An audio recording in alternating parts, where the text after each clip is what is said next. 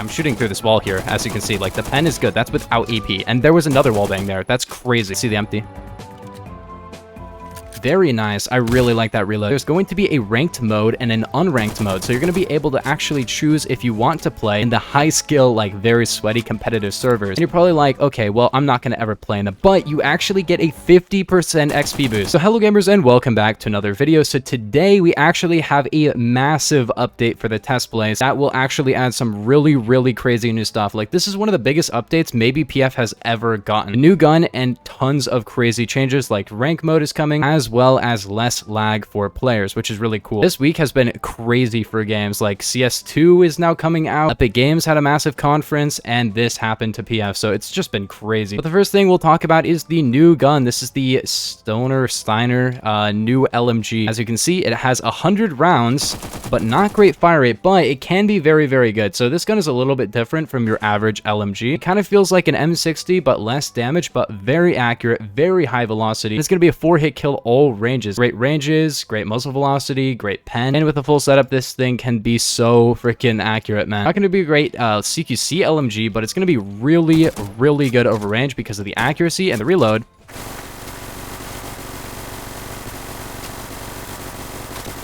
It's long.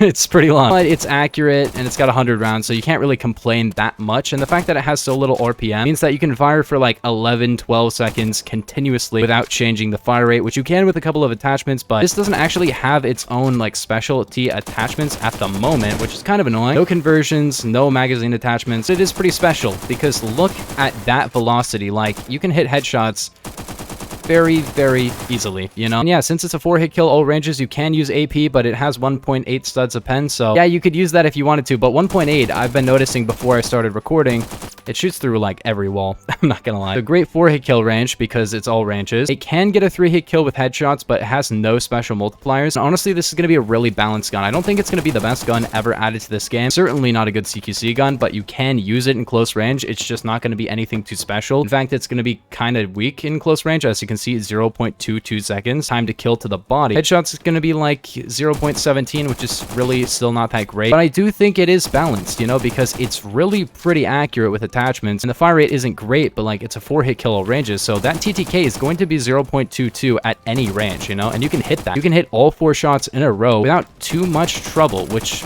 it makes it pretty good. And the fact that you have so many rounds, so much freaking time to shoot, means this is going to be one of the best noob guns or like actual suppression guns in the game.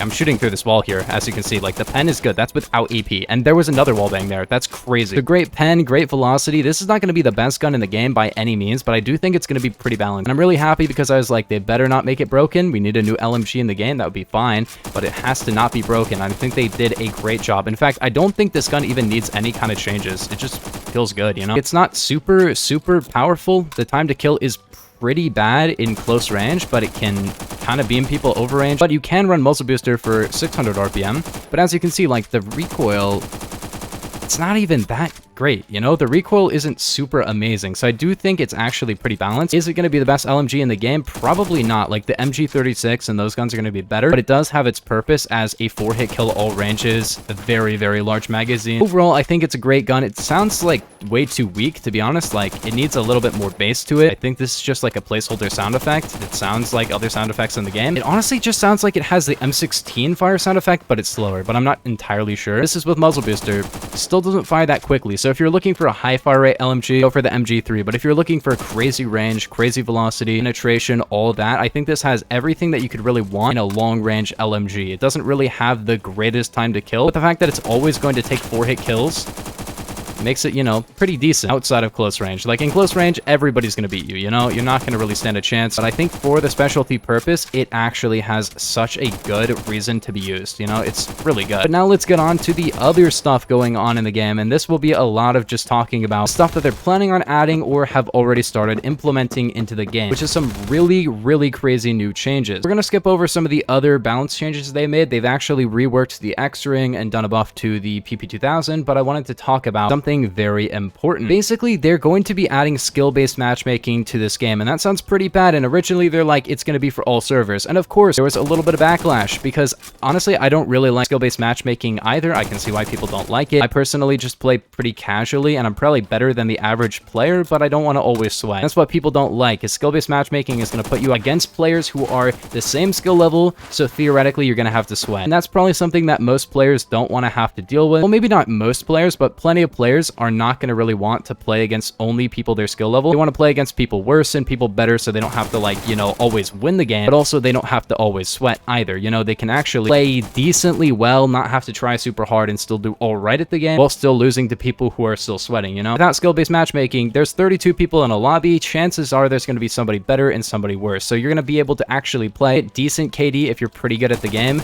and not win every single game. So it's going to be pretty fun and a balanced experience versus, you know, something like skill-based matchmaking where it's going to be technically more balanced, but it's not going to be more balanced for your overall enjoyment of the game, if that makes sense. So yeah, they've actually made it so there's going to be a ranked mode and an unranked mode. So you're going to be able to actually choose if you want to play in the high skill, like very sweaty competitive servers. And you're probably like, okay, well, I'm not going to ever play in them, but you actually get a 50% XP boost. That's probably going to get toned down maybe to like 20% or something. 50% is really good. I mean, like, I would go for that, to be honest. That's going to increase the leveling a lot for people who want to sweat, and people who want to play casually, they can just occasionally play the more competitive build of the game. And I think that's really, really good that they're going to have that. I think that's going to actually really improve the gameplay of this, which is going to be fun. They're bribing us to play with sweats. Yeah, I guess so. The only downside of this is that they're considering making ranked only for people who have spent at least 1 Robux on the game, which I'm hoping they're going to not really fully implement, because that's going to force people to spend money on the game. And a lot of people, like, including me, I wouldn't even have access to it because technically I've never spent money on this game, which means I wouldn't actually have access.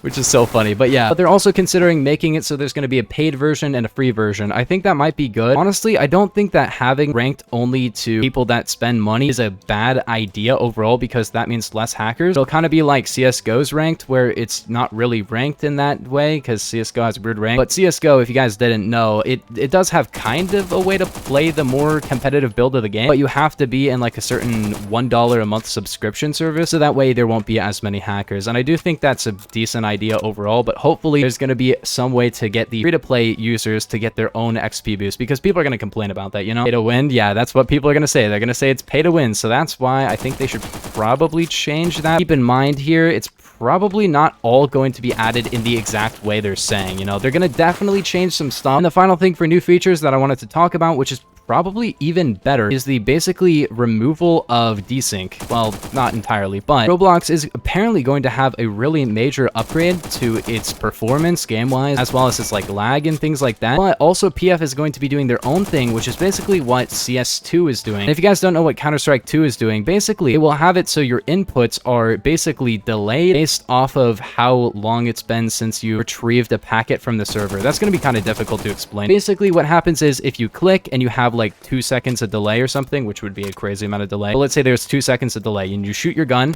right? The server won't actually recognize that you shot the gun until it actually gets that input from you, you know? So it's going to take 2 seconds for the server to go, oh wait, I gotta make this guy shoot his gun, right? But what happens with the new build is essentially it'll recognize that it's been 2 seconds since you actually shot your gun, so it'll actually go back and add that gunshot, if that makes sense. So basically that means less overall just dying when you shot the guy. You know when you get a headshot and then you immediately die and don't get that kill? That's because of desync. And that will hopefully make it so when you actually like hit your last shot on the guy, you'll get more trade kills or maybe even survive more fights because of desync. So that's going to be a really interesting new way to essentially make the game better and hopefully make the overall lag of the game and the feeling of the hit reg a lot better. And I think that will actually improve the game quite a bit. And honestly, like, I don't really know entirely all this stuff because I'm not a huge like person that understands all of the inner workings of making a video game. So I'm not entirely sure exactly. That's basically my explanation of it. If you want to know how that kind of stuff works, there's probably some videos on YouTube somewhere that you could watch of people who understand it way more than I do. But yeah, the last couple of things are some balancing changes. So the X-Ring should have basically changed recoil, hopefully improved recoil. If you guys don't know what that is, it's just a barrel attachment that will hopefully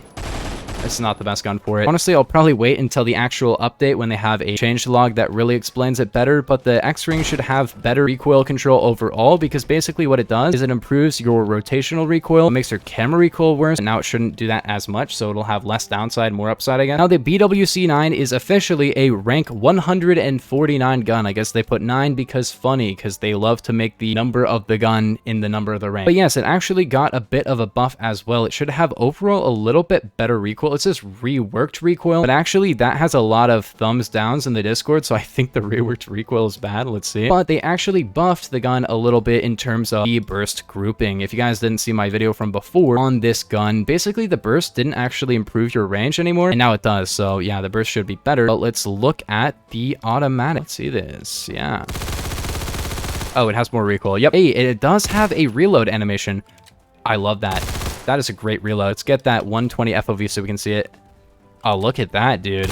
That is a great reload. Empty reload? Let's see the empty. Very nice. I really like that reload. The only issue with it is that, yeah, now it has a lot more recoil. Okay, is that necessary?